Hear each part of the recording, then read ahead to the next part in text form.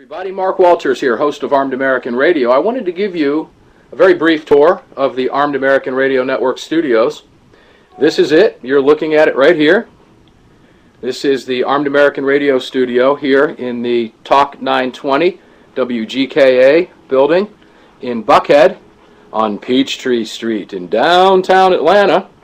This is where we bring you Armed American Radio every week. It is a real studio, as you can see. It is not a podcast done in a basement somewhere and brought up on the internet, but it is actually a real, true life working radio studio. And you can see the board and the computers and everything else where we maintain the flow of the show. The actual production is done in Dallas, Texas. And what happens is Dallas will actually dial in to the receiver that you see right here via ISDN line. The show is fed live via the ISDN line here in this receiver down to Dallas, Texas, where the signal is converted and run up onto a number of satellites up over the planet Earth.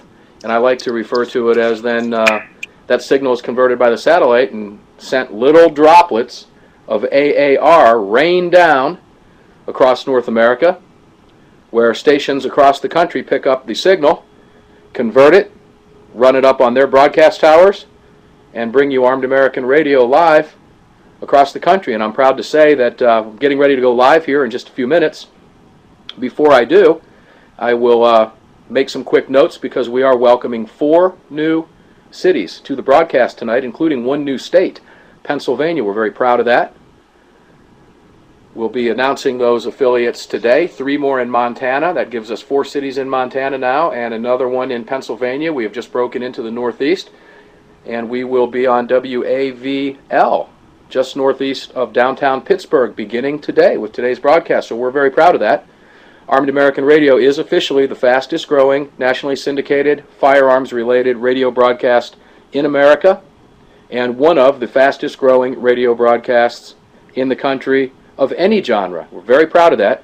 We can now officially say that we're on well, not over, but we are now on 60 stations from the West Palm Beaches of Florida to the North Slope of Alaska in Prudhoe Bay and Currituck. So we're real proud of that. And we appreciate you listening and tuning in.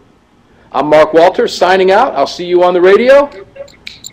And James, thanks very much for allowing me the opportunity to bring the Armed American Radio studio to the viewers. I'm doing good, James. How are you today? Well, you know, things could be better, but, you know, there's always a surprise. And we had one just a minute ago. We don't. So let's just move on there. You know, we got an opportunity of seeing your studio, and I appreciate that because we got a lot of people who wondered, and they thought you were actually speaking in your studio last week. So they were asking for sort of a look at what your office or studio looks like, and you know, those are pretty nice digs. Yeah, it's top of the line over there. We're in the Talk 920 WGKA studios, the Salem affiliate in Atlanta, and they got nice digs over there. You're right about that. I understand it looked a little bit nicer than your old studio, huh? Yeah, well, I'm not even going to start on that. I'm not even going to tell you about the closet that I started in. But anyway, you have a very exciting story to tell us. I do. You know, first off, again, I have to pat myself on the back here real quick. We added another few affiliates. Do I have time to give a list of the cities? Yeah, sure. Go ahead. Sarver and Apollo, Pennsylvania, WAVL, 910 AM. Billings and Lockwood, Montana, KYLW, 1450 AM. Hardin, Montana, KHDN, 1230 AM. Laurel, Montana, KBSR, 1490 AM. And Idabel, Oklahoma, KBEL, 1240 AM. They start on 10/3. The rest of them started last week, so that's great. But I'll get right to what we're going to talk about. I know we're going to be short on time. I was up in Minnesota broadcasting live from the Minnesota State Fair back on the 29th of August. And the program director, Lee Michaels, or I should say operations manager, operations director, Lee Michaels, at 1280 AM The Patriot, our affiliate up there, has a story, James, that's absolutely unbelievable. And the reason I say that is because although crime happens to a lot of people, some people don't get caught with their pants down. Here's a guy who was doing everything right. You've heard us talk about preparation, avoidance, and awareness, correct? Right. This guy was prepared, he was aware, and he was avoiding. And here he was in his own garage, and he did everything right, and he still got caught. He was grabbed by two people as he was exiting his garage after parking his vehicle in front of his own townhome. He had seen one of the two perpetrators as he was pulling into the condominium complex because he almost ran into him. And he continued on his way, saw the guy was okay, and the guy rode off on his bike, parked in his garage, got out of his car, and was accosted by the gentleman who he had almost hit on the bike moments earlier. He was the decoy. Coming up behind him, somebody with a pistol whipped him in his garage, tried to carjack him, took his wallet, his $20, put him in the car to try to get him to leave, to go withdraw all of his funds. And he was thinking, he was on his toes.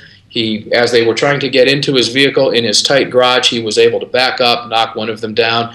The gentleman in the back seat who was on the bike earlier got into a fight with him, and he was able to get very good descriptions. The guy took off after he almost ran over his partner. He did 54 months in a Minnesota state penitentiary. Never did drop dime on the guy with the gun, his partner who got away. To this day, nobody has any idea who he was. And here's a guy who was watching. He was prepared, he was aware, and he was avoiding. So this is very critical stuff. Sometimes, even though you're doing all the things right, you can still become a crime victim. You have to be very careful. Yeah, Mark, no, this isn't just a case of road rage kind of a thing where he comes in, he hits somebody on a bicycle or nearly hits them. The guy gets angry. He follows him in the garage. I mean, I was okay to that point, and I was thinking, well, that's... hey, we're out here in Los Angeles. That's not unheard of. But when the second person arrived, right. Now you got a situation. Well, this was a setup. They were looking for a victim. He happened to pull into the condominium complex at the, I guess you want to say right time or wrong time, whatever phrase you want to use. They were looking for a victim. He became their victim. He noticed him. He was on his toes. He was watching. He was careful when he pulled in. His head was, as we say, on a swivel. And he still became a victim. So I guess my point with this is that no matter how hard you try sometimes, you can never, ever let your guard down. And he didn't. Here's a guy who was doing everything right, and he still became a victim. You don't have eyes in the back of your head, I guess is the point. So you have to be very careful out there. Yeah, and I think the other thing that we probably should bring out here is that, a heads up. When one thing goes wrong, it has a tendency to kind of get into a larger situation. So you're always concerned about the people around you. Right. An incident with that bicycle out front probably should have sent a warning. But some of us are just not really thinking that everything is going to lead to some kind of a terrible conclusion like this one did. But chances are in today's society, when you see something like that, then it could snowball. It could get worse. And this is a prime example of it. It's a lesson. Do we want to walk around paranoid all day with our heads on a swivel turning in circles? Absolutely not. But I know in hindsight from talking to Lee, if he had it to do over again, when he saw the gentleman on the bike who he didn't recognize, he would have driven around the cul-de-sac, maybe turned around and gone back out of the complex. Hindsight's 20/20, folks, and we never get a second chance, sometimes until it's too late. So we have to be very, very careful and on our toes. But we want to balance that without being, without going through our daily lives paranoid, of course. Yeah, sometimes you're going to get caught. Sometimes it happens. Right. Because I think you and I, Mark, even if we had pulled in our driveway and nearly hit someone on a bike or there was some kind of exchange going on, I'm not sure that I would turn around, back out, and go around the block or something. Right. I don't think that's probably something that any of us would do. But I think as you brought out earlier, the point here being that you do need to keep yourself alert in today's society. You never know when things are going to take place. Was the individual, was he armed, the driver, the person who actually was the victim here? No, he was not. He was not armed. In fact, only one of the two were armed. The gentleman on the bike, his face was fully visible. The person who came around behind him, around the side of his wall, had the hoodie on and a mask covering everything but his eyes, and he was the one with the gun. So the moment he walked back out of his garage after parking his vehicle and here's a guy who was looking around. He was aware. He saw the guy on the bike. He knew it didn't look right, so he was paying attention, and he came around that corner, and bam, he got hit. So, you know, it's a lesson. Preparation, avoidance, and awareness is the key. Had he not been prepared, and had he not been aware, the situation would have turned out a lot worse than it did. Yeah, well, I'm going to make a guess here, Mark, and you'll probably find out before I do. But I'll bet that fellow now arms himself when he goes someplace. That's a pretty solid guess. That's an affirmative yes. Yes, sir.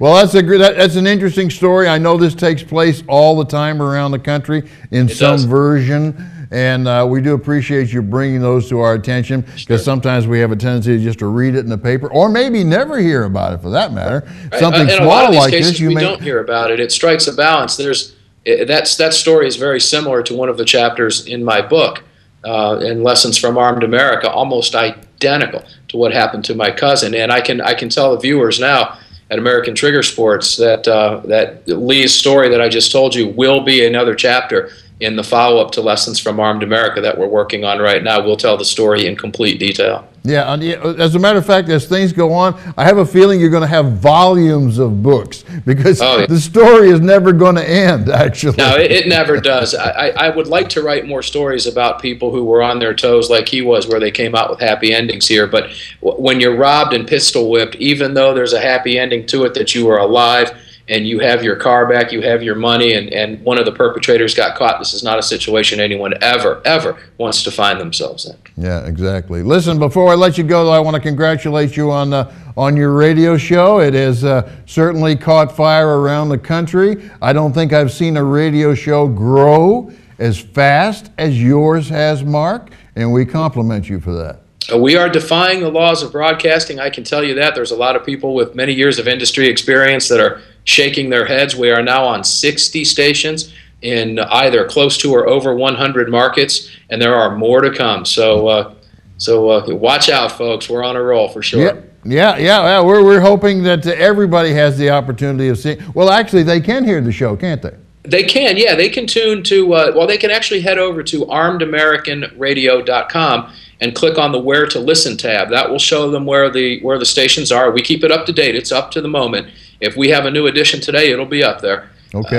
But if you go over to click the Listen Live portion, if we're not in a city near you now, you can click Listen Live, and it'll take you to 3 different sites that you can listen online right there live every Sunday night, 8 to 11 Eastern, 5 to 8 Pacific, from Florida to Alaska. Okay, that's great, Mark. And hey, I hope next week we have another good story to tell. Oh, we're going to. I can promise. We're lining them up, James. Okay. Thank you very much, Mark. See you next week. You bet. Thanks very much. We'll see you next week.